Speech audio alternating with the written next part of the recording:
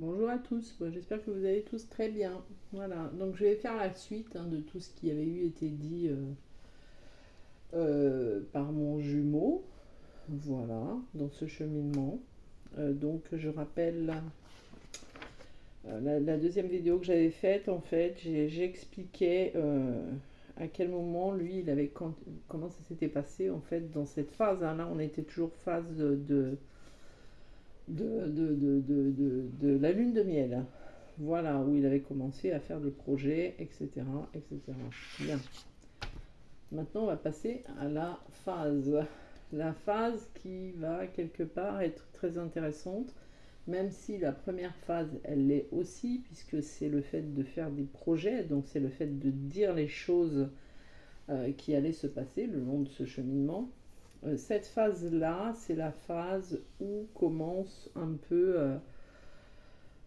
l'histoire, dans le sens où, comment dire, dans le sens où c'est là en fait qu'on voit à quel moment la connexion au niveau de son émotionnel est partie. Voilà. Alors, ça s'est quand même fait euh, très sournoisement et aussi très sur un ça s'est pas fait du jour au lendemain, mais ça s'est fait vraiment très vite. Si on regarde, c'était très vite, très ambigu, très sournois. Voilà. Donc en fait, dans cette phase-là, c'est la période où lui, après, il avait quitté le lieu où il était et le travail où il était. Voilà, même s'il n'avait pas quitté son logement parce que, ayant des enfants, il faisait quand même régulièrement des allers-retours pour aller voir ses enfants. On habitait quand même ensemble dans la maison que moi j'étais encore en location par rapport dans cette maison où j'avais vécu avec mon ex-mari. Voilà. Donc bien évidemment ça me mettait quand même mal. C'est normal parce que bon, on n'a pas envie non plus de vivre dans un lieu où on a déjà vécu. D'autant plus que c'était un lieu assez particulier. Mais bon, on n'est pas là pour parler de ça. Donc en fait, à partir du moment où lui, il a décidé de quitter cet endroit et là où il était et de venir, enfin de tout lâcher pour trouver une activité ici et puis vraiment se mettre ensemble dans une maison qui nous appartiendrait, qu'on louerait ensemble puisque c'était le projet qu'il avait, hein. En attendant, il y a eu quelques mois où il était en arrêt travail avant que tout se fasse vraiment, d'arrêter ce travail dans lequel il était. Alors, à ce moment-là, il a commencé, lui, petit à petit, à avoir une attitude très désagréable. Vraiment très désagréable. C'est-à-dire que déjà, bon, bah, moi, j'ai des enfants qui étaient en bas âge, et du coup, euh, il a commencé aussi à être désagréable avec mes enfants et à prendre de plus en plus de distance même avec eux. On mangeait ensemble, bien évidemment, à table, mais par contre, euh, c'était plus les repas qu'on pouvait faire qui étaient sympathiques, hein, puisque dans la lune de miel, mes enfants, il les aimait beaucoup, il faisait beaucoup de choses avec eux, il jouait, enfin voilà, c'était vraiment le côté, euh, son rôle, enfin son rôle, c'est pas son rôle, mais le rôle de beau-père, hein, qu'on peut avoir dans ces cas-là, parce que moi je ne lui ai pas présenté mes enfants tout de suite, hein, j'ai quand même attendu plusieurs mois, je crois 7 ou 8 mois avant d'accepter ça. Et en fait, ça se passait très bien. Et à ce moment-là, ça a commencé à se dégrader de plus en plus. Voilà, donc il est devenu très désagréable avec mes enfants. Ensuite, il a commencé à être très désagréable avec moi concernant mes enfants. Donc moi, je suis rentrée dans ce... euh, dans ce rôle de sauveur de mes enfants. En même temps, j'étais aussi dans le rôle de le sauver lui, puisque je voyais au fur et à mesure, déjà il avait cette tendance à changer même envers moi, puisque il n'avait plus la même attention, il n'avait plus les mêmes gestes, il n'avait plus les mêmes termes, enfin tout était différent. Tout était vraiment différent, mais ça s'est pas fait du jour au lendemain, ça s'est dégradé sur plusieurs mois, c'est-à-dire on va dire, ouais, fin octobre, oui, j'ai des écrits de octobre 2018. Ça a commencé à ce moment-là, et puis nous, on a emménagé dans la même maison en juillet 2019. Donc tout ce laps de temps-là, on s'est retrouvés dans cette maison que je louais avant, et ça s'est dégradé là-bas. Ça a commencé à se dégrader à ce moment-là. Donc il a été voir quelqu'un aussi pour l'aider, parce qu'on ne comprenait pas trop non plus, et puis il avait été voir quelqu'un pour lui donner un coup de main pour voir ce qui se passait. Cette personne lui avait indiqué qu'en fait, il était en burn-out. C'est là où je vous dis que la nuit noire de l'âme, comme Perle le définit, elle est réelle. Parce que moi, elle a commencé à ce moment-là, comme je vous l'ai expliqué avant, quand mes peurs ont commencé à arriver. Et lui, elle avait commencé en même temps. Mais elle n'était pas de la même manière, elle n'était pas aussi forte. Elle était vraiment cachée en fait. Cachée, et c'était insupportable pour lui.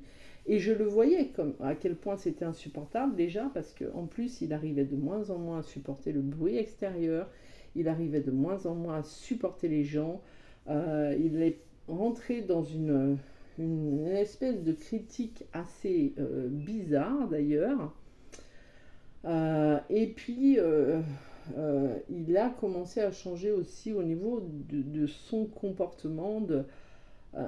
Il y avait, enfin, c'est très étrange à dire, je ne sais même pas si c'est vraiment le terme juste, mais lui qui était très lumineux, très humble, très enfin voilà, très beau, pas moche, mais c'est pas vraiment ce que je veux dire, mais vous aurez compris, vraiment dans cette lumière magnifique. L'ego, quand il a commencé à arriver, oh là là, ma mamie, ça a été vraiment des critiques sur le physique des gens, alors qu'il ne faisait pas ça avant, il n'était pas comme ça, et critiques sur leur façon de faire, il était, l'ego est ressorti, il était orgueilleux, enfin, il a commencé petit à petit, vous savez, comme ça, là, comme les serpents là, qui se déplacent. Ils se déplacent jamais vraiment comme ça. C'est toujours. Voilà. Bah, c'était un peu ça. La jalousie est arrivée aussi, très forte. Elle y était déjà un petit peu quand on était dans la distance, mais ça c'est un peu logique. On a toujours un peu des jalousies comme ça, parce qu'on n'est pas avec l'autre, et gna gna, mais là c'était une jalousie bien plus prononcée et bien différente.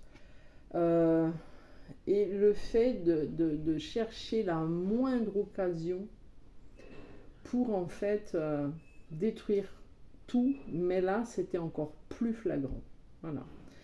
Et il le disait lui-même, d'ailleurs, dans un thème que je ne vais pas employer parce que quand même c'est quand même notre vie privée, je fais déjà le maximum sans rentrer trop dans la vie privée, mais par contre, est-ce que je peux donner un exemple quand même plus concret? J'ai pas vraiment d'exemple à donner plus concret parce qu'il faudrait trop que je rentre dans ma vie privée, mais il en arrivait en fait, moi j'ai des enfants, donc j'ai un ex-mari, voilà, il en arrivait même en fait à être dans le sens que voilà, la jalousie avait pris le dessus, mais par rapport à mon ex-mari avec qui je n'avais pas vraiment de relation, puisque un ex pour moi est un ex. Et dans ma logique, c'est moi j'ai des relations avec mes enfants, j'ai un lien avec mes enfants, le père a un lien avec ses enfants, mais quand il y a divorce, il n'y a pas de lien entre nous. Voilà. Donc moi je suis assez catégorique dans ces cas-là. Et c'est vrai que lui, il était vraiment dans le moindre sens, mais de de s'énerver si on devait parler par rapport aux enfants. Et, euh, et vraiment, c'était plus supportable en fait pour lui, mais ça devenait très dur pour moi. Parce que là, l'ego était ressorti, mais... Et encore, c'était pas la pleine puissance, là, encore. Hein. Les peurs chez lui, ben, le sombre avait vraiment, vraiment pris toute sa place. Avait commencé à prendre toute sa place. Parce qu'après, il y a eu pire. Et moi, j'ai essayé de sauver tout, moi. C'était la panique. J'étais en panique totale. J'essayais de sauver mes enfants. J'en arrivais à faire des mensonges pour mes enfants, pour cacher des situations. J'ai essayé aussi parce que, ben, du coup, il était très bon cartomancien, mais j'allais chercher... je vais le noter, je le noterai après, mais... vraiment d'aller chercher plein de clients, même bénévoles, pour lui occuper ses journées. Voilà, moi c'était, je cherchais, voilà, à lui occuper ses journées. Vous imaginez. Euh, voilà, ça je le note. Hein, oui, ça je m'en rappelle. Hein, oh là là, et même au-delà de m'en rappeler, j'ai... donc j'ai marqué que lui aussi il a l'ego qui est ressorti. Hein. Ouais. Je me rappelle, mais au-delà de m'en rappeler, j'ai aussi toujours les agendas de l'époque qui étaient très très bien remplis. Et moi je me disais, mais plus je vais faire ça, plus il va se reconnecter. J'avais toujours pas compris, d'ailleurs parce que j'avais quand même un peu mis de côté cet épisode Flamme Jumelle, j'avais toujours pas compris que en fait, tout simplement, eh ben, on était rentré dans notre nuit noire de l'âme et que la sienne, elle était arrivée comme ça, petit à petit, jusqu'à vraiment bien se dégrader quand même. Euh, donc c'est vrai que ça a été une période très dure et moi, plus je le voyais lui avec son ego, et son ego pouvait aller très loin, hein, parce que même moi, dans des tirages de cartes que je me faisais, euh, on voyait qu'il y avait le fait de vouloir détruire ce que moi je construisais. Voilà.